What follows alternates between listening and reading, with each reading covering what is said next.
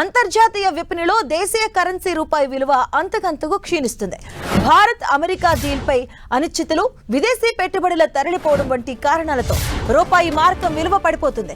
క్రితం సెషన్లో డాలర్తో పోలిస్తే 90.78 వద్ద ముగిసిన రూపాయి విలువ ఇవాళ మరో 5 పైసలు క్షీణించింది. 90.83 వద్ద సరికొత్త జీవనకాల కనిష్టానికి తాకింది. భారత్ అమెరికాల వాణిజ్య ఒప్పందం ఆలస్యం వల్ల ఇన్వెస్టర్ల సెంటిమెంట్ దెబ్బతినడంతో రూపాయిపై ప్రతికూల ప్రభావం పడుతుందని అనలిస్టులు చెబుతున్నారు. మార్కెట్ ఒడిదుడుకులు, డాలర్కు డిమాండ్ పెరగడం వంటివి కారణాలుగా పేర్కొంటున్నారు. ఈ క్షీణత మరికొన్ని రోజులు కొనసాగే అవకాశం ఉందని, అలాగే త్వరలో 91 మార్కు కూడా దాటవచ్చని అంచనా వేస్తున్నారు. మరోవైపు దేశీయ స్టాక్ మార్కెట్లు నష్టాలు కొనసాగుతున్నాయి. సెన్సెక్స్ 400 పాయింట్లకు పైగా పతనం కాగా నిఫ్టీ 100 పాయింట్లకు పైగా లాస్ అయింది. అంతర్జాతీయ మార్కెట్ల ప్రతికూల సంకేతాలు మదుపర్ల అప్రమత్తత సూచీలను ఒత్తిడికి గురిచేస్తున్నాయి.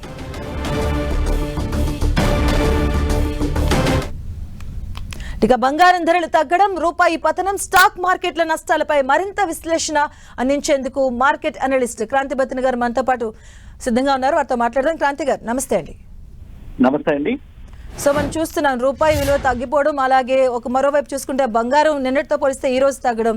సో దీని అంటే ఎలా చూడాలండి? ఒకటైతే gold prices even global markets లో కూడా చూసినట్లయితే ప్రస్తుతం ఒక రీసెంట్ ర్యాలీ తర్వాత ఒక కన్సాలిడేషన్ ఫేజ్ లోకి వెళ్ళటం మనం చూస్తున్నాం. అంతేకాకుండా ఇండియాలో కనుక చూసినట్లయితే ఏదైతే foreign portfolio investors stock markets నుంచి ఎవ్రీడే సెల్లింగ్ చేస్తూ ఉండటంతో రూపీ క్రమేపీ డిప్రిషియేట్ అవుతుంది.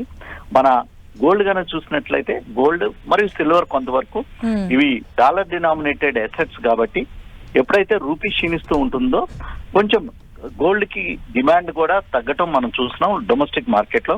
అందువల్లనే కొంచెం మైన్యూట్ షార్ట్ టర్మ్ కరెక్షన్ అనేది వస్తుంది. ఎందుకంటే ఆల్రెడీ ప్రైసెస్ బాగా పెరిగి ఉన్నాయి కాబట్టి కొంచెం ప్రాఫిట్ బుకింగ్ అనేది రావడం సహజంగానే చూస్తున్నాం. సో అంటే ఇన్వెస్టర్స్ మీరు ఇచ్చే అడ్వైజర్ ఏంటండి? డెఫినెట్ గా మనం గత కొంతకాలంగా మన 10 టీవీ వ్యూవర్స్ అందరికి చెప్తూ వస్తున్నాం, గోల్డ్ అండ్ సిల్వర్స్ లో ఎటువంటి డిప్ వచ్చినా బై చేయడానికి మంచి అవకాశంగానే చూడాలి.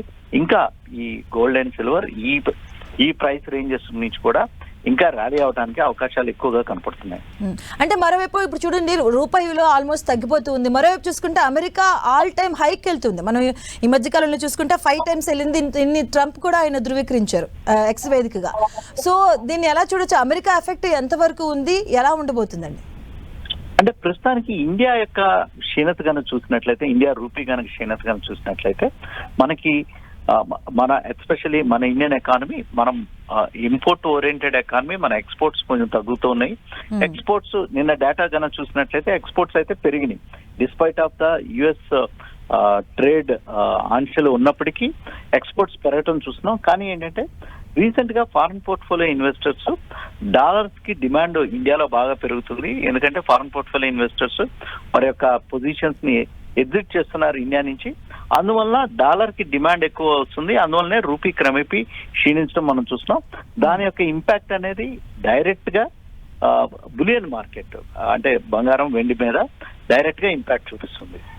అంటే రికార్డు స్థాయిలో రూపాయి పతనం అనేది కనిపిస్తుంది సార్. ఎంత వరకు వచ్చే అవకాశం ఉంటుందంటారు? దాని తర్వాత ఎఫెక్ట్ ఎలా ఉంటుందండి మన పైన?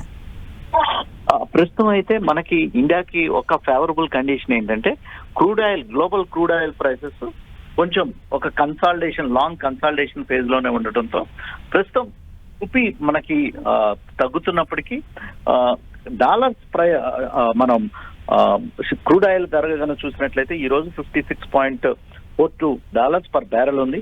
అంటే $60 పర్ బ్యారెల్ కిందనే ఉండటంతో ఒక కంఫర్టబుల్ పొజిషన్ లోనే ఉన్నాము. కానీ అంత వరి అవ్వాల్సిన అవసరం లేదు ఇప్పుడు ఈ రూపీ క్షీణించడం.